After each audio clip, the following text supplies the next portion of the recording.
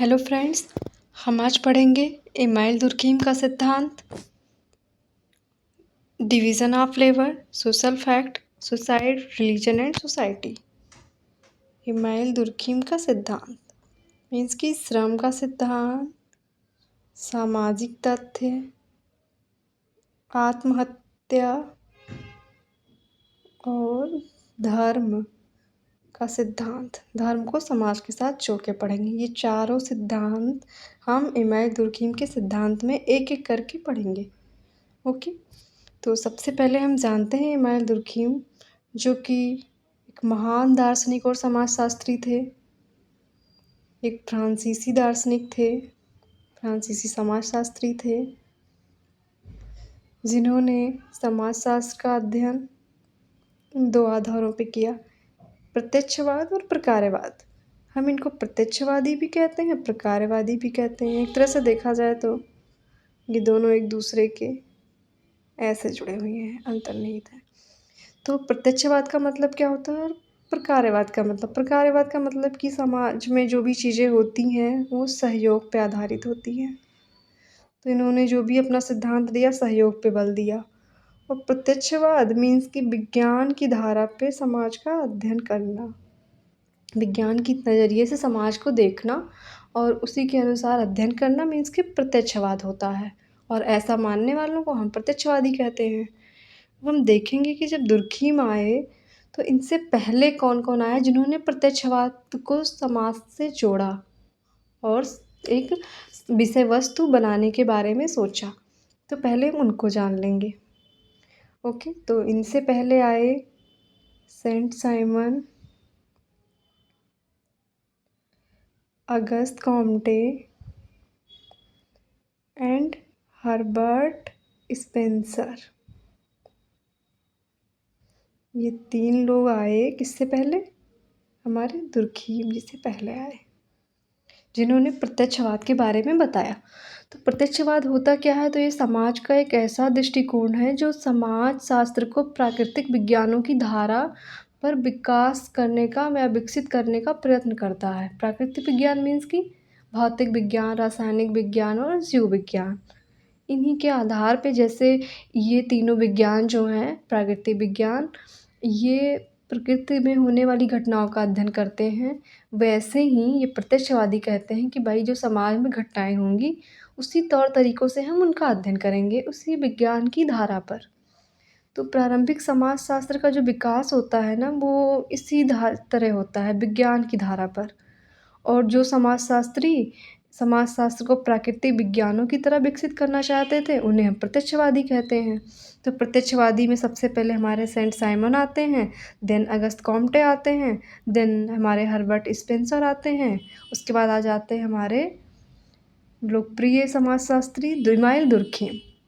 तो अभी हम इन तीनों लोग को जानेंगे कि इन्होंने कैसे कैसे अपनी बातें रखी समाजशास्त्र के लिए। तो हम देखते हैं कि सबसे पहले आता कौन है, सेंट साइमन। इन्होंने किया क्या, और एप्स पे ये जान लेते हैं कि प्रत्यक्षवादी मानते क्या हैं। तो प्रत्यक्षवादी समाजशास्त्री जो होते हैं वो मानते हैं कि जिस प्रकार प्रकृति जो है वो प्रत्यक्ष है और उसी का विज्ञान अध्ययन करता है, उसी प्रकार समाज भी तो प्रकृति का एक भाग है। अतः जो नियम, विज्ञान के नियम जो हैं वो प्रकृति पे लागू होते हैं, वही नियम समाज पर भी लागू होंगे। बिकॉज जो ये समाज है यह प्रकृति का एक भाग है। सर्वप्रथम इस विज्ञान का नाम सेंट साइमन ने सामाजिक भौतिकी रखा, सोशल फिजिक्स रखा। जो ये सेंट साइमन थे, इन्होंने कहा समाजशास्त्र को सोशल फिजिक्स। इन्होंने समाजशास्त्र का नाम क्या रखा, सामाजिक भौतिकी, सोशल फिजिक्स। और आगे चलकर साइमन के सहयोगी आए कॉम्टे जी। तो कॉम्टे ने इसे बदल के 1832 में इन्होंने इसका नाम क्या रख दिया, समाजशास्त्र रख दिया। और जब इन्होंने सामाजिक भौतिकी का नाम समाजशास्त्र रखा तो इसी वजह से इनको हम फादर ऑफ सोशियोलॉजी कहते हैं। मीन्स कि समाजशास्त्र का जनक। समाजशास्त्र का जनक किसे कहा जाता है, अगस्त कॉम्टे को। अगस्त कॉम्टे ने समाजशास्त्र के विषय वस्तु को भौतिकी की धारा पर विकसित करने का प्रयत्न किया। इन्होंने नाम बदल दिया, लेकिन ये जो सामाजिक भौतिकी इन्होंने नाम दिया था, इसी भौतिकी की धारा पे इन्होंने विकसित करने का प्रयत्न किया समाजशास्त्र की विषय वस्तु को। और इन्होंने समाजशास्त्र को सामाजिक स्थितिकी तथा सामाजिक गतिकी का अध्ययन कहा। मीन्स कि जो चीज़ें समाज में स्थिर हैं या जो चीज़ें गतिमान हैं, उन सब का जो अध्ययन होगा वो कैसे होगा, जैसे कि प्राकृतिक विज्ञानों का होता है, प्राकृतिक विज्ञान करते हैं प्राकृतिक घटनाओं का, वैसे ही होगा। इन्होंने प्राकृतिक विज्ञान की पद्धतियों जैसे कि अवलोकन मीन्स की ऑब्जर्वेशन, परीक्षण मीन्स की एक्सपेरिमेंटेशन, तुलना मीन्स की कंपैरिजन, ये जो सारी चीज़ें विज्ञान में होती थी, जो पद्धतियाँ अपनाई जाती थी, इन्होंने इसी को मतलब इन सारी चीज़ों को समाजशास्त्र की पद्धति माना कि भाई समाजशास्त्र में भी तो ऐसे होगा। हम किसी चीज़ को ऑब्जर्वेशन करेंगे, फिर परीक्षण करेंगे, फिर कंपैरिजन करेंगे। और ऐसे ही इन्होंने समाजशास्त्र की पद्धति विकसित की। किसने? कॉम्टे ने। इसके बाद आते हैं हर्बर्ट स्पेंसर। स्पेंसर को स्पेशली हम कहते हैं सामाजिक डार्विनवादी। हमने पढ़ा होगा वही 11 टेंथ में एक सिद्धांत डार्विनवाद का सिद्धांत, जिसमें माना जाता है अनुकूलतम की उत्तरजीविता का सिद्धांत डार्विन ने दिया था। तो उसमें क्या होता है कि जो हम अपने मतलब जैसे कि जो भी परिस्थिति होती है उसके अनुसार जो स्वयं को ढाल लेता है, उसके अनुकूल अपने आप को बना लेता है, वो रह जाता है। जो अनुकूल नहीं बना पाता है वो स्वतः ही नष्ट हो जाता है, वो चीज़ें धीरे धीरे अपने आप समाप्त हो जाती हैं।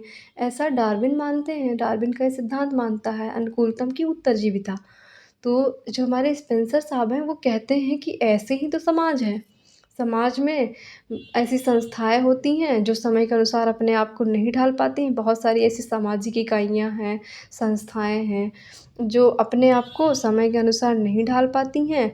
वो स्वतः नष्ट हो जाती हैं और जो ढाल ले जाती हैं वो जीवित रहती हैं। इसका एग्ज़ाम्पल हम ऐसे बहुत सारे हमारे इतिहास में हमने धर्म पढ़े होंगे, बहुत सारी धार्मिक संस्थाएँ आईं, उनको हमने पढ़ा होगा।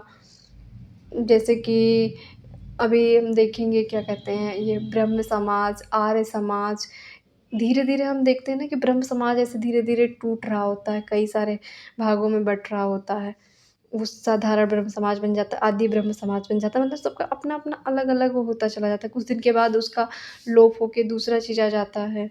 ऐसे उस जगह पे और बहुत सारी ऐसी संस्थाएँ आती हैं जो कुछ ही टाइम के लिए अपने अस्तित्व में रहती हैं, फिर समाप्त हो जाती हैं क्योंकि अपने आप को ढाल नहीं पाती हैं। हमने देखा अभी हाल-फिलहाल का उदाहरण हम देख लें तो कोरोना का एग्ज़ाम्पल कि उस टाइम पे बहुत सारे ऐसे विश्वविद्यालय थे, संस्थान थे और बहुत सारी सामाजिक इकाइयाँ थीं, जो डिजिटल होके अपने आप को ढाल ले गईं, अपने आप को चला ले गईं। वो तो चलो ठीक थी, जो अपने आप को नहीं चला पाईं समय के अनुसार, मतलब आपदा में अवसर नहीं ढूँढ पाईं, वो इकाइयाँ स्वतः ही नष्ट हो गईं। तो इसीलिए हम कहते हैं कि भाई जो अनुकूलतम की उत्तरजीविता का सिद्धांत है ना, वो केवल प्रकृति में ही नहीं लागू होता है, प्रकृति के अलावा वो समाज में भी लागू होता है। इसीलिए हम हर्बर्ट स्पेंसर को क्या कहते हैं? सामाजिक डार्विनवादी, क्योंकि ये डार्विनवाद के नज़रिए से उनकी उनकी तरह जो उनका नज़रिया है, वैसे ही ये समाज का अध्ययन करते हैं कि भाई जैसे उन्होंने वो सिद्धांत प्रकृति के लिए दिया, वैसे ही समाज पे भी हूबहू लागू होगा। तो हर्बर्ट स्पेंसर एक तरह से हमारे सामाजिक डार्विनवादी कहे जाते हैं। अब हमने देख लिया कि इमाम दुर्कहीम से पहले ये 3 लोग आए और तीनों ने अपना सिद्धांत दिया, जो कि देखते हैं कि पूरी तरह से प्राकृतिक विज्ञानों की नकल पे आधारित सिद्धांत थे। मतलब एकदम उसी के अनुरूप ये लोग अपने समाजशास्त्र को ढालना चाहते थे, जिसके परिणामस्वरूप होता क्या है कि समाजशास्त्र को विज्ञान के रूप में मान्यताएँ नहीं मिल रही थी।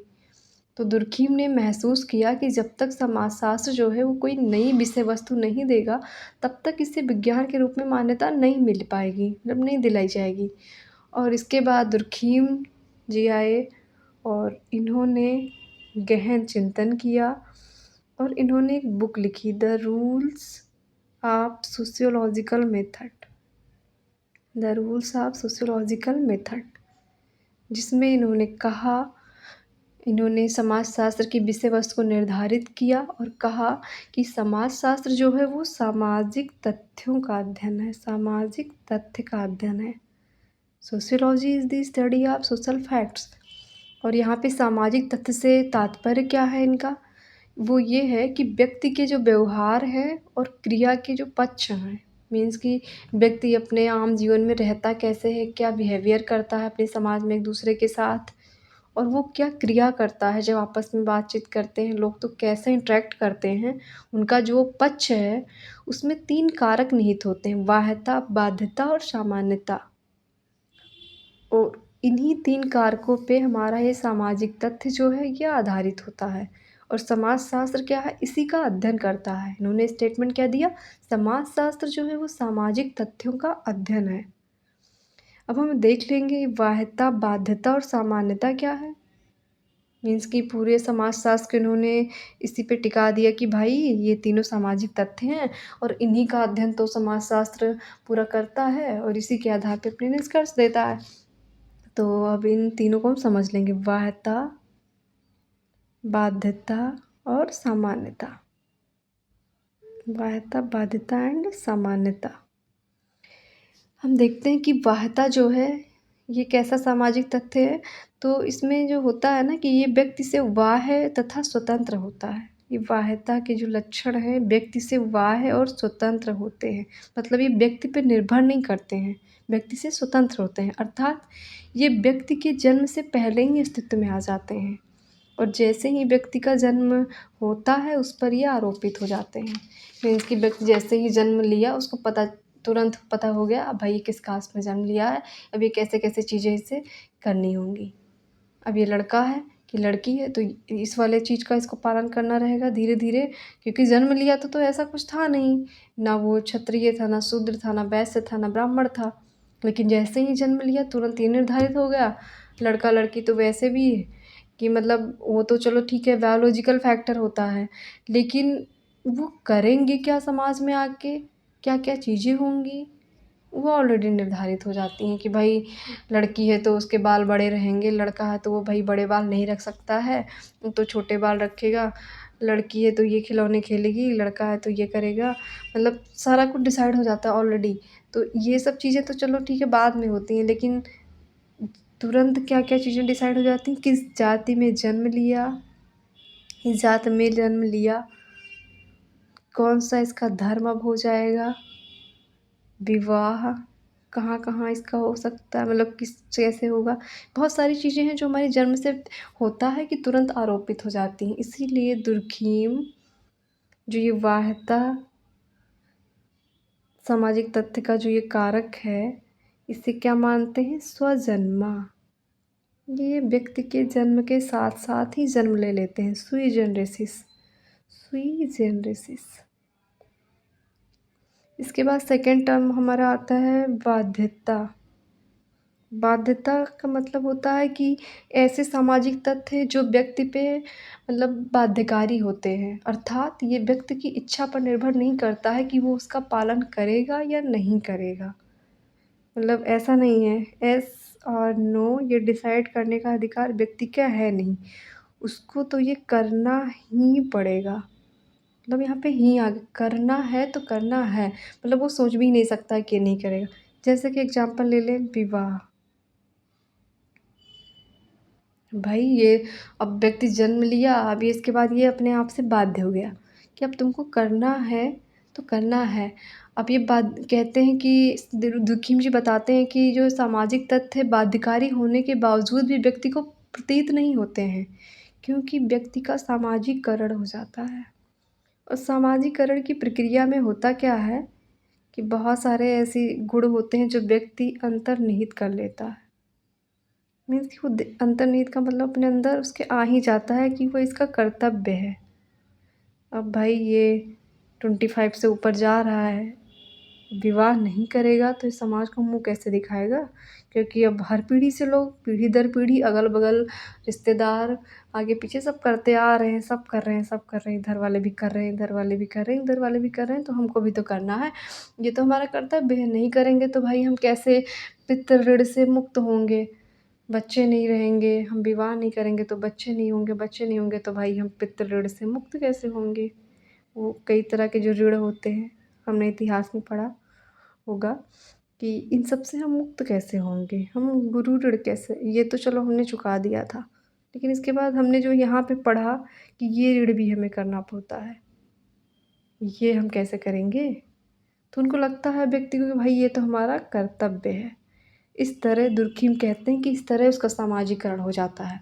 तो इसको पता ही नहीं चलता कि ये तो हमारे ऊपर आरोपित है, मीन्स कि बाध्य है। ये पता कब चलता है? तो दुर्कheim कहते हैं ये पता तब चलता है जब हम उस जो मतलब वो जो तथ्य है उसके विपरीत व्यवहार करते हैं। मतलब अचानक से एक दिन हमने बोल दिया कि ये लो भाई हमको मैरिज नहीं करनी है। नो मीन्स कि नो। 4 लोग को घर वालों ने इधर से बुला लिया, 4 लोग इधर आ गए समझाने के लिए कि नहीं करोगे तो भाई कैसे रहोगे, ज़िंदगी कैसे कटेगी। हमने भी किया था, दादा ने भी किया था, चाचा ने भी किया था, बगल वाले ने भी किया, अगल वाले ने भी किया, सब ने किया। तुम नहीं करोगे तो तुम कहाँ जाओगे, किसको मुँह दिखाओगे। ये हुआ। अब अगर हम अभी भी नहीं मान रहे हैं तो भाई ये बिगड़ गई, इसको क्या हो गया, ज़्यादा पढ़ लिख लिया क्या इसने, ये कर लिया, अगले मतलब ढेर सारी चीज़ें आएंगी। फिर भी हम नहीं मान रहे, हमारा बहिष्कार होगा, बहिष्कार हो जाएगा, हमें दंड मिलेगा। मीन्स कि दुर्कheim कहते हैं कि जब तक व्यक्ति समाज के अनुरूप चल रहा होता है तब तक उसको पता ही नहीं चलता है ना कि ये चीज़ उसके लिए बाध्य है, विवाह करना उसके लिए बाध्य है। लेकिन जिस दिन वो विपरीत व्यवहार करने लगता है उस दिन उसको पता चल जाता है कि अरे ये तो हमारे ऊपर बाध्यता है, ये तो हमें करना ही करना है। ओके, इसके बाद में हमारा नेक्स्ट आता है सामान्यतया। नेक्स्ट तथ्य हमारा क्या है तीसरा? सामान्यतया मीन्स कि ऐसे सामाजिक तथ्य जो सभी समाज में समाज के सभी व्यक्तियों पर समान रूप से लागू होते हैं। तो एक सामान्य होते हैं जो सभी व्यक्तियों पर लागू होते हैं। जैसे कि एग्जाम्पल में धर्म, कानून, ये रूल सबके लिए है भाई, सबके लिए है। विवाह, श्रम, तो ये सारी चीज़ें जो है श्रम विभाजन मीन्स की, तो ये सारी चीज़ें सभी के ऊपर लागू हैं। ये नहीं है सभी के ऊपर सामान्य रूप से लागू है। और दुर्कheim इन्हीं 3 कारकों को किसे किसे बाध्यता, बाध्यता और सामान्यता, इन तीनों को क्या कहते हैं कि यही तीनों तो है सामाजिक तथ्य। और जो समाज है समाजशास्त्र, समाजशास्त्र जो है वो क्या करता है, इन्हीं तीनों सामाजिक तत्वों का अध्ययन करता है। इन्होंने कहा कि सामाजिक तथ्य जो होते हैं वो 2 प्रकार के होते हैं। हमारे दुर्कheim जी कहते हैं कि सामाजिक तथ्य 2 प्रकार के होते हैं। कौन कौन से? एक सामान्य सामाजिक तथ्य, एक असामान्य। सामान्य सामाजिक तथ्य जो होते हैं वो समाज के लिए लाभकारी होते हैं। दुर्कheim कहते हैं, इमानुएल दुर्कheim जी, कि जो सामान्य सामाजिक तथ्य होते हैं समाज के लिए क्या होते हैं, लाभकारी होते हैं। कैसे? ये कहते हैं कि समाज की निरंतरता और स्थायित्व में योगदान देते हैं। तो कैसे करते हैं ये? तो इमानुएल दुर्कheim के अनुसार समाज में कभी कभी होने वाले जो अपराध होते हैं वो सामान्य सामाजिक तथ्य हैं। मीन्स कि जो समाज में कहते हैं कि अपना योगदान देते हैं। जैसे कभी कभी होने वाली ऐसी घटनाएं जो होती हैं वो समाज को 2 प्रकार से लाभ पहुंचाती हैं, ऐसा कहते हैं। एग्जाम्पल हम देख सकते हैं कि मान लो साल 6 महीने में समाज में कोई हत्या हो गई, डकैती हो गई, मतलब साल भर में एक डकैती हुई, हत्या हुई, आत्महत्या हुआ, ये सारी चीज़ें अगर इतने टाइम में होती हैं, साल में, 2 साल में, 4 साल में, ऐसे टाइम पे अगर हो रही है तो ये समाज को लाभ पहुंचाती हैं ये घटनाएं। कैसे लाभ पहुंचाती हैं हम ये देखेंगे। अभी तो हमको लग रहा होगा भाई ये कैसे लाभ पहुंचा सकती हैं, ये तो सारी हानिकारक चीज़ें हैं, ऐसे कैसे कह सकते हैं। दुर्कheim ऐसा हमको लग रहा होगा, बट कैसे लाभ पहुंचाती हैं वो देखते हैं। क्योंकि जब कभी कभी कोई चीज़ें होंगी, मतलब साल 6 महीने में, 2 साल में ये सब चीज़ें होती हैं, तब क्या होता है ना कि समाज को एकता के सूत्र में बांधती है। मीन्स कि ऐसी घटनाएं हुई, लोग काम छोड़ के आए, इतने बिजी वर्ल्ड में लोग अपना काम धाम छोड़ के पहुँचे यहाँ गांव में। मान लो कि एक हत्या हो गई, सब जहाँ थे वहाँ से लोग आए दौड़ के, इतने लोग इकट्ठा हुए, सब ने यहाँ पे साथ में मिल के इसका वो किया निराकर, सब साथ में मिल के एक दूसरे का दुख बांटे, सब मिले आपस में बातचीत की। इसी माध्यम से हुआ क्या कि समाज एकता के सूत्र में बंध गया। और सेकेंड लाभ क्या होता है कि समाज को उन कदमों को उठाने के लिए ये जो घटनाएं हैं इसकी सामान्य सामाजिक तथ्य के अंतर्गत होने वाली घटनाएं हैं, ये उन कदमों को उठाने के लिए प्रेरित करती हैं समाज को जिससे ऐसी घटनाएँ समाज में दोबारा नहीं हों। मीन्स कि अब ये हत्या की घटना हो गई, मान लो हत्या हुई 2-3 साल में एक बार। अब ये कैसे-कैसे चीज़ें हुई, क्या-क्या हुआ, अब इनके लिए प्रेरित कर देगी ये लोगों को। लॉ आ जाएगा, लोग खुद भी थोड़ी जागरूकता लाएँगे कि ऐसे-ऐसी चीज़ें हुई थी। एक नियम बन जाएगा, सामाजिक नियम भी बन जाएगा। एक अपना जो भाई विधि का नियम है, अपना संविधान का, वो तो है ही। एक समाज में भी नियम आ जाएगा, लोगों को जागरूक करेगी कि भाई कुछ ऐसे कदम उठाया जाए कि ये चीज़ दोबारा अभी नहीं हो। अब कहते हैं कि ना, इसीलिए दुर्खिम इसे कहते हैं सामान्य सामाजिक तथ्य। मीन्स कि जब कभी-कभी कोई घटना होती, कई सालों में एक बार हो गई, उसकी बात कर रहे हैं। ये मत सोचना कि भाई ये तो हत्या, आत्महत्या, इन सब चीज़ों को बड़ा अच्छा मान रहे हैं, ऐसा नहीं है। कभी-कभी होती है तब कहते हैं कि ये सामान्य सामाजिक तथ्य, क्योंकि ये लोगों को एकता के सूत्र में बाँधती है। लोगों को एक-दूसरे से जोड़ती है, पता चलता है भाई हमारे समाज में कौन-कौन रह रहा है। हम कैसे-कैसे लोगों से दुःख बाँटते हैं, सुख बाँटते हैं, मिलते हैं। भले ही सुख में लोग नहीं पहुँच पाते हैं, लेकिन दुःख में इंसान सोचता है कि सब किसी तरह पहुँचे, अपना सब अपनी बिज़ी दुनिया को छोड़ के सब आते हैं वहाँ पे। तो इसीलिए मानते हैं इमानुएल दुर्कheim जी कि सामान्य सामाजिक तत्व जो होते हैं वो समाज के लिए क्या होते हैं, लाभकारी होते हैं। उन्होंने दूसरी कैटेगरी बताई असामान्य सामाजिक तथ्य की। इसके बारे में कहते हैं कि यदि आत्महत्या, हत्या या कोई ऐसा अपराध जो है वो एक निश्चित दर या मात्रा से अधिक हो जाए, तो वो क्या होता है, असामान्य सामाजिक तथ्य होता है। एग्ज़ाम्पल, भाई 1 हफ्ते में होने लगी, 1 महीने में 4 हत्याएँ होने लगी, 4 दिन में 2 होने लगी। आत्महत्या 1 हफ्ते में आप डेली सुन रहे हो कि हो ही जा रही है 3-4। अब जब इतनी हो रही है तो ये क्या है, ये तो असामान्य सामाजिक तथ्य हुआ भाई। ये क्षतिकारी होता है समाज के लिए, ये लाभकारी नहीं होता है। और दुर्कheim कहते हैं कि अगर ऐसी घटनाओं को रोका नहीं जाएगा तो समाज में एनोमी मीन्स कि अराजकता आ जाती है। ऐसी चीज़ें जब नहीं रुकती हैं, ऐसे असामान्य सामाजिक तथ्य, तो समाज में एनोमी आने का डर रहता है और वो आ जाती है। मीन्स कि 1 हफ्ते में 4 बार हत्या होना, 4 बार 10 बार क्या कहते हैं, अभी तो आप अक्सर न्यूज़ में देखते होंगे कि कोई दिन ऐसा नहीं होता है जिस दिन आत्महत्या, हत्या, इन सब की घटनाएँ अखबार में नहीं हमें छपी मिलती हैं। उसमें से वैसी होती हैं जो कुछ लिखाई जाती है, इनके बारे में सूचना दी जाती है, हम वैसे ही जान पाते हैं। जो बिना सूचना के हैं वो तो ना जाने कितनी हैं। तो ये क्या है, इमानुएल दुर्कheim के अनुसार ये है असामान्य सामाजिक तथ्य के अंतर्गत आ गया। मीन्स कि ये चीज़ें तो भाई समाज के लिए क्षतिकारी हैं। अब डेली-डेली हो रही हैं तो ये क्षतिकारी हैं, नहीं अच्छी। कभी साल दर साल में हो, वो ठीक होती हैं कि चलो इसी बहाने लोग इकट्ठा हो गए। तो हमने देखी इमानुएल दुर्कheim जी की सामान्य सामाजिक तथ्य की 2 कैटेगरी। एक कैटेगरी क्या थी, सामान्य, एक असामान्य दूसरी। अब हम देखते हैं कि ये कुछ मानव व्यवहार से संबंधित चीज़ें बताते हैं इमानुएल दुर्कheim। वो कहते हैं कि मानव व्यवहार से संबंधित सभी तथ्य जो हैं वो सामाजिक तथ्य नहीं होते। मतलब इन्होंने भी सामाजिक तथ्य के बारे में बताया कि ऐसे-ऐसे होते हैं, वाह्यता, बाध्यता, सामान्यता, 3 चीज़ें बताई। अब ये कह रहे हैं कि भाई सारी चीज़ें इनके अंतर्गत नहीं आती हैं कि हम सभी चीज़ों का सामाजिक अध्ययन कर सकते हैं। कुछ चीज़ें ऐसी होती हैं जो बायोलॉजिकल मीन्स कि जैविकीय भी होती हैं, कुछ साइकोलॉजिकल भी होती हैं, मीन्स कि मनोवैज्ञानिक भी होती हैं। कहते हैं कुछ ऐसे तथ्य हैं मानव व्यवहार के, मनुष्य के जीवन में रोज़ होती हैं, घटती हैं चीज़ें, वो जैविकीय भी हो सकती हैं और मनोवैज्ञानिक भी हो सकती हैं। उसका समाजशास्त्र अध्ययन नहीं करता है। ये नहीं कि भाई हर चीज़ों का कर रहा है। जैसे कि एग्ज़ाम्पल हम ले सकते हैं कि किसी व्यक्ति का कम या ज़्यादा खाना, किसी का तेज़ या धीमा चलना, ये क्या है? दुर्कheim कहते हैं कि ये सामाजिक तथ्य नहीं है, बल्कि ये एक जैविक तथ्य है। किसी का धीमा चलना, कोई कम खाना खा रहा है, कोई ज़्यादा खा रहा है, कोई तेज़ दौड़ रहा है, कोई धीमे चल रहा है। तो ये सारी चीज़ों का अध्ययन समाजशास्त्र नहीं कर पाएगा, भाई इसकी पहुँच से ये बाहर है। इसका अध्ययन कौन करता है? तो बायोलॉजी करता है। फिर कहते हैं कि किसी को कोई किसी को कहता है भैया मुझे बहुत ज़्यादा बारिश पसंद है, कोई कहता नहीं मुझे गर्मी पसंद है, इसमें बहुत मज़ा आता है। किसी को लगता है भाई ठंडी पसंद है, बैठे रहो चुपचाप सोते रहो रज़ाई में।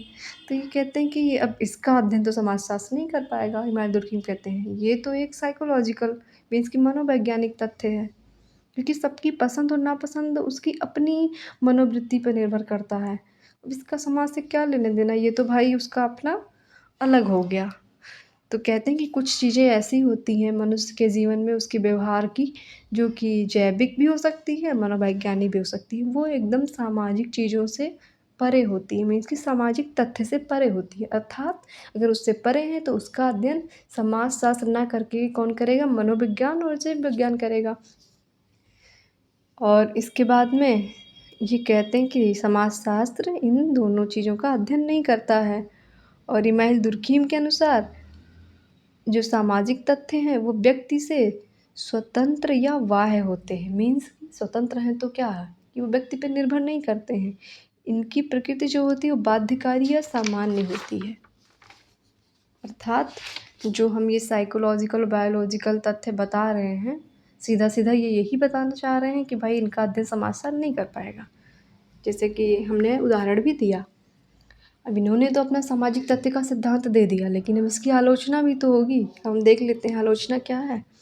तो सबसे पहले तो इनकी नंबर 1 आलोचना है कि जो ये सामाजिक तथ्य हैं, इनसे सोशल फैक्ट से हम ये जैविक और जो मनोवैज्ञानिक अभी इन्होंने तथ्य बताया, इनको पृथक करना सरल नहीं है। इनके आलोचक कहते हैं कि सामाजिक तथ्य और ये क्या नाम है जैविक सामाजिक तथ्य और ये मनोवैज्ञानिक सामाजिक तथ्य, इन तीनों को अलग करना कोई सरल नहीं है। ये तीनों एक दूसरे से क्या होते हैं? जुड़े होते हैं। ये तीनों एक दूसरे से जुड़े होते हैं, इन्हें हम अलग नहीं रख सकते। जैसे कि भारत जैसे समाज में अगर हम कम खाने वाला उदाहरण देखें तो दुर्खीम ने भी कहा था ना कि भाई कम खाना या ज़्यादा खाना, ज़्यादा भोजन करना कम भोजन करना। दुर्खीम के अनुसार क्या है कि ये तो भाई जैविक तथ्य है, इसका समाजशास्त्र से क्या लेना देना।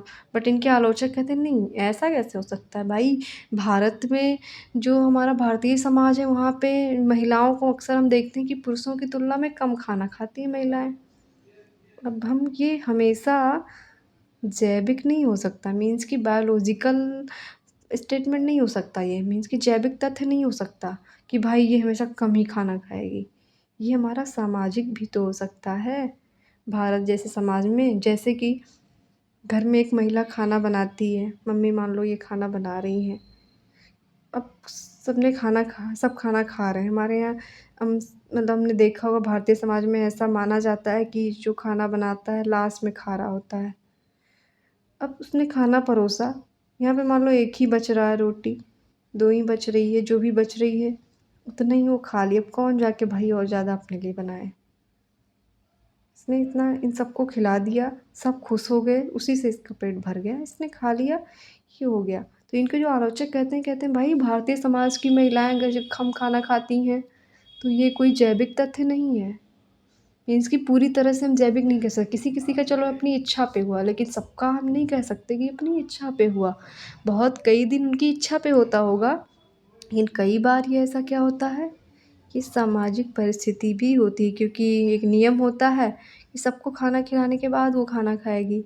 अब खाने में कोई आइटम अगर कम ही बचा है, कोई चीज़ अगर थोड़ा कम रह गया है या थोड़ा-सा चलो 1 ही 2 बचा है तो उसी में काम चला लेगी। कहते हैं ये एक सामाजिक तथ्य है और ये एक बायोलॉजिकल तथ्य, मीन्स कि ये दोनों हो सकता है, केवल बायोलॉजिकल तथ्य नहीं हो सकता है।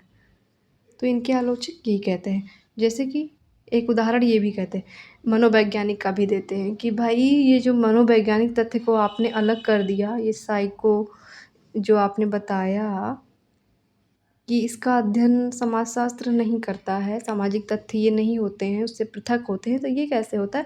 ये सब एक दूसरे से जुड़े होते हैं। जैसे कि हम कहते हैं महिलाओं का पिंक और पर्पल के लिए विशेष आग्रह, मतलब अक्सर हम देखते हैं कि लड़कियों को पिंक कलर, पर्पल कलर ज़्यादा पसंद होता है। तो इनके आलोचक बताते हैं कि ये इसलिए होता है क्योंकि उस समाज में कई पहले से ही बना ही रखता है कि भाई ये सब कलर लड़कों पे अच्छा नहीं लगेगा, लड़के अरे नहीं ये कर लेंगे तो कैसे लगेंगे, मतलब लड़की लगेंगे, ये पहले से धारणा बनी हुई है, इसलिए वो पिंक नहीं पहनते। वो बस ब्लैक पहन लेंगे, वाइट पहन लेंगे, ब्लैक ब्लू वाइट ये हमने बना दिया है लड़कों के लिए, मेंस के लिए। ये मेल्स के लिए, ये फीमेल्स के लिए मैंने ये डिसाइड कर रखा है कि भाई पिंक तो लड़के पहन ही नहीं सकते हैं, पहन लिया तो मतलब वो लड़की लगने लगा, ये इसकी कैसी पसंद है, 4 लोग हँसेंगे। तो इसीलिए हम कह सकते हैं कि ये पूरी तरह से मनोवैज्ञानिक नहीं है, ये सामाजिक भी है, सामाजिक तथ्य भी है। इसलिए हम सामाजिक तथ्य को जो मनोवैज्ञानिक तथ्य है उससे पृथक नहीं कर सकते, ऐसा संभव नहीं है, क्योंकि ये दोनों कारक हो सकते हैं। किसी को पिंक या पर्पल पसंद होना, ये भी हो सकता है कि भाई ये रियली में उस लड़की को ये चीज़ें पसंद है। ब्लैक और ब्लू पसंद होना किसी का लड़के का रियली हो सकता है, लेकिन ज़रूरी ये भी तो है कि भाई उसको पिंक भी अच्छा लगता हो सकता है उसे पर्पल भी अच्छा लगता हो। किसी और के लिए भले वो सब कलर वो लेके आए, लेकिन खुद नहीं पहनेगा, उसको लगेगा कि अरे नहीं, मेरी 4 लोग हँसी उड़ाएँगे। मतलब उसको एक्चुअल में पसंद है वो कलर, बट इसलिए नहीं पहन रहा वो लड़का कि उसको ये लग रहा है कि 4 लोग अभी हमको मज़ाक का बात समझेंगे। अरे भाई, तो लड़की लग रहा है। तो कह रहे हैं इनके आलोचक कि इस जगह पे तो आपका ये चीज़ फेल हो गया। जो आप कह रहे हो कि सामाजिक तथ्य अलग है, मनोवैज्ञानिक तथ्य अलग हैं, उसका वही अध्ययन करेगा। ऐसा नहीं है। ये जो सामाजिक तथ्य है, ये जो जैविकीय तथ्य है और ये जो मनोवैज्ञानिक तथ्य, ये तीनों एक दूसरे से अंतर संबंधित हैं, ये जुड़े हुए हैं। कोई कुछ भी हो सकता, सामाजिक तथ्य जैविक तथ्य भी हो सकता है, सामाजिक तथ्य मनोवैज्ञानिक तथ्य भी हो सकता है। कोई चीज़ ये तीनों भी हो सकती है साथ में, इसलिए इन तीनों को अलग करना संभव नहीं है। सेकेंड आलोचना हम देखते हैं दुर्खीम की, तो वो इनके प्रत्यक्षवाद का जो सिद्धांत है जिसके आधार पे इन्होंने अध्ययन करना शुरू किया समाजशास्त्र का, मीन्स की विज्ञान की धारा पे, उसका मैक्स वेबर आलोचना करते हैं। मैक्स वेबर कहते हैं कि समाजशास्त्र को प्राकृतिक विज्ञान की धारा है उस पर विकसित करने का जो प्रयास है वो प्रत्यक्षवादियों की एक गंभीर भूल थी। ये विज्ञान की धारा पे समाजशास्त्र के अध्ययन करने को बोलते हैं। मैक्स वेबर क्या कहते हैं कि ये तो प्रत्यक्षवादियों की एक गंभीर भूल थी, क्योंकि जो विज्ञान होता है उसमें सार्वभौमिक नियम होते हैं। विज्ञान में सार्वभौमिक नियम होते हैं, यूनिवर्सल चीज़ें होती हैं, पर समाजशास्त्र में तो ऐसा हो ही नहीं सकता भाई कभी। समाजशास्त्र तो सार्वभौमिक नियम दे ही नहीं सकता। ये भी मान लो एक घटना हो गई है, एक घटना हुई है, मान लो कि हत्या हुई है, अब इसके 10 तरह की चीज़ें आएंगी भाई, इसका स्टडी होगा तो एक ही कैसे आ सकता है। विज्ञान में अभी एक एक्सपेरिमेंट हुआ तो इसका एक ही निष्कर्ष निकल के आएगा, और समाज में अगर कोई एक घटना हो जाती है तो इसका एक ही निष्कर्ष नहीं आएगा, इसका ओनली वन निष्कर्ष रहेगा विज्ञान का। इसके इधर से भी कुछ चीज़ें आएंगी, संभावना पे इधर ही आएंगी, इधर ही आएंगी। इसका जजमेंट भी इस केस का आ जाएगा ना, उसके कई साल बाद भी ये खुल सकता है ये केस। इसका ये सार्वभौमिक नहीं हो सकता है, कई बार ये चेंज होता रहेगा, और ये सब पे लागू नहीं हो सकता है। मान लो कि एक केस आया समाज में, अब कह दो कि उसका जो निर्णय सुनाया गया वो सभी पे लागू हो जाए सब परिस्थिति में, हर परिस्थिति में तो नहीं, उसके बहुत सारे अपवाद आएंगे, बहुत सारे बार वो केस पलटा जाएगा, बहुत सारी चीज़ें होंगी। जैसे कि अलग अलग हम देखते हैं अभी हमारे हर धर्म में कानून बने हैं, Muslim personal law, Hindu personal law, ये सब क्यों है?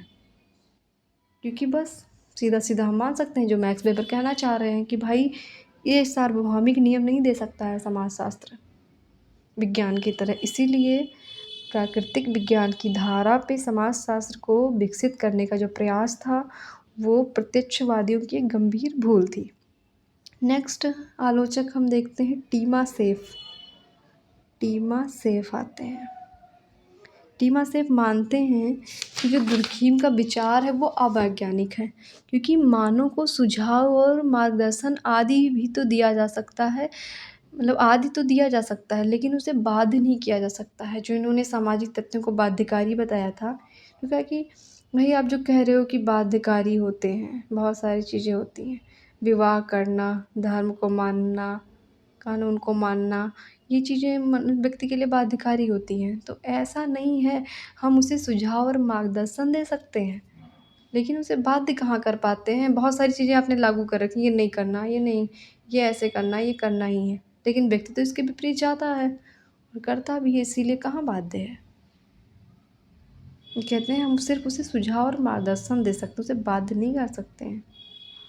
वो तो कर ही लेता है जो करना रहता है, अलग हो गया समाज से।